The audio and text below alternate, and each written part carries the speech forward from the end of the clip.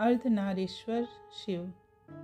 भगवान अर्धनारीश्वर शिव के शरीर का दाहिना भाग नील वर्ण का और बायां भाग प्रवाल अर्थात मूंगे की कांति के समान लाल वर्ण का है।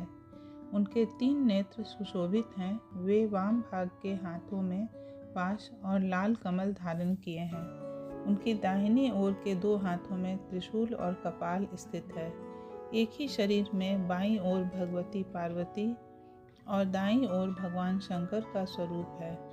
उनके अंगों में अलग अलग आभूषण सुशोभित हैं। मस्तक के ऊपर बालचंद्र और मुकुट धारण करने वाले ऐसे भगवान अर्धनारीश्वर शिव को मैं प्रणाम करता हूँ। सृष्टि के आदि में जब सृष्टिकर्ता ब्रह्मा द्वारा रची हुई सृष्टि विस्तार को नहीं प्राप्त हुई, तब ब्रह्मा जी उस दुख से अत्यंत दुखी हुए। उसी समय आकाशवाणी हुई, ब्रह्मन अब मैथुनी सृष्टि करो। उस आकाशवाणी को सुनकर ब्रह्मा जी ने मैथुनी सृष्टि करने का विचार किया, परंतु ब्रह्मा की असमर्थता यह थी कि उस समय तक भगवान महेश्वर द्वारा नारी कुल प्रकट ही नहीं हुआ था। इसलिए ब्रह्मा जी विचार करने के बाद भी मैथुनी सृष्टि न कर सके। ब्रह्मा जी ने सोचा कि भगवान श्री की कृपा के बिना मैथुनी सृष्टि नहीं हो सकती और उनकी कृपा प्राप्त करने का प्रमुख साधन उनकी तपस्या ही है। ऐसा सोचकर वे भगवान शिव की तपस्या करने के लिए प्रवृत्त हुए। उस समय ब्रह्मा जी शिवा सहित परमेश्वर शंकर का प्रेम सहित ध्यान करते हुए घोर तप करने लगे। ब्रह्मा के उस तीव्र तप से शिव जी प्रसन्न हो गए। फिर कष्टहारी शंभु सच्चिदानंद की कामना मूर्ति में प्रविष्ट होकर अर्धनारीश्वर के रूप में ब्रह्मा के समक्ष प्रकट हुए। उन देवाधिदेव भगवान शिव को पराशक्ति शिवा के साथ एक ही शरीर में प्रकट हुए देखकर ब्रह्मा ने भूमि पर दंड की भांति लेटकर उन्हें प्रणाम किया।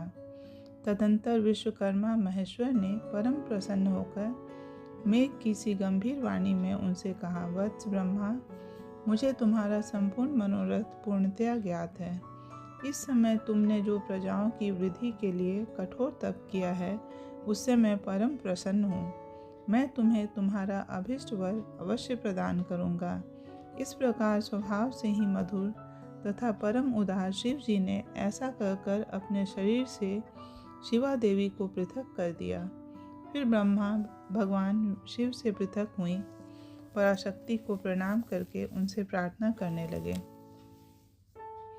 ब्रह्मा ने कहा, शिवे, सृष्टि के प्रारंभ में आपके पति देवाधिदेव परमात्मा शंभु ने मेरी सृष्टि की और उन्होंने मुझे सृष्टि रचने का आदेश दिया था। शिवे, तब मैंने देवता आदि समस्त प्रजाओं की मानसिक सृष्टि की, परंतु बार बार रचना करने पर भी उनकी वृद्धि नहीं हो रही है। अतः अब मैं स्त्री पुरुष के समागम के द्वारा सृष्टि का निर्माण करके प्रजाओं की वृद्धि करना चाहता हूँ, किंतु अभी तक आपसे अक्षय नारी कुल का प्राकट्य नहीं हुआ है। नारी कुल की सृष्टि करना मेरी शक्ति के बाहर है। सारी सृष्टियों का उद्गम स्थान आपके सिवाय कोई अन्य नहीं है। इसलिए मैं आपसे प्रार्थना करता हूँ, आप मुझे नारी कुल की सृष्टि करने की शक्ति प्रदान करें। इसी में जगत का कल्याण निहित है। हे वरदेश्वरी, मैं आपके चरणों में बार बार प्रणाम करके आपसे एक और प्रार्थना करता हूँ। आप समस्त जगत के कल्याण के लिए तथा वृद्धि के लिए मेरे पुत्र दक्ष की पुत्री होकर अवतार ब्रह्मा के द्वारा इस प्रकार प्रार्थना करने पर शिवा ने तथास्तु ऐसा ही होगा कहकर उन्हें नारी कुल की सृष्टि करने की शक्ति प्रदान की। उसके बाद उस जगन्माता ने अपनी शक्ति की रचना की। उस शक्ति को देखकर कृपा सागर भगवान शंकर से इस प्रकार बोले, शिव जी ने कहा, देवी, ब्रह्मा ने कठोर तपस्या से तुम्हारी आराधना की है, अतः तुम उन पर प्रसन्न हो जाओ और उनका संपूर्ण मनोरथ पूर्ण करो। भगवान शंकर के आदेश को शिवा देवी ने सिर झुकाकर स्वीकार किया और ब्रह्मा के कथनानुसार दक्ष की पुत्री होने का वचन दिया। इस प्रकार शिवा देवी ब्रह्मा को सृष्टि रचना की अनुपम शक्ति प्रदान करके शंभु के शरीर में प्रविष्ट हो गई। तदंतर भगवान शंकर भी तुरंत अंतर्धान हो गए। तभी से इस लोक में स्त्री भाग की कल्पना हुई और मैथुनी सृष्टि प्रारंभ हुई। भगवान अर्धनारीश्वर से मैथुनी सृष्टि की शक्ति प्राप्त कर जब ब्रह्मा जी ने सृष्टि की कल्पना की, तब उनका शरीर 2 भागों में विभक्त हो गया। आधे शरीर से एक परम रूपवती स्त्री प्रकट हुई और आधे से एक पुरुष उत्पन्न हुआ। उस जोड़े में जो पुरुष था वह स्वयंभू मनु के नाम से प्रसिद्ध हुआ और स्त्री शतरूपा के नाम से प्रसिद्ध हुई।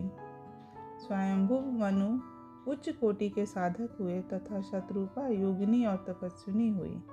मनु ने वैवाहिक विधि से अत्यंत सुंदरी शतरूपा का पाणी ग्रहण किया और उससे वे मैथुन जनित सृष्टि उत्पन्न करने लगे। उन्होंने शतरूपा के द्वारा प्रियव्रत और उत्तानपाद नामक 2 पुत्र और 3 कन्याएं उत्पन्न की। कन्याओं के नाम थे आकुति, देवहूति और प्रसूति।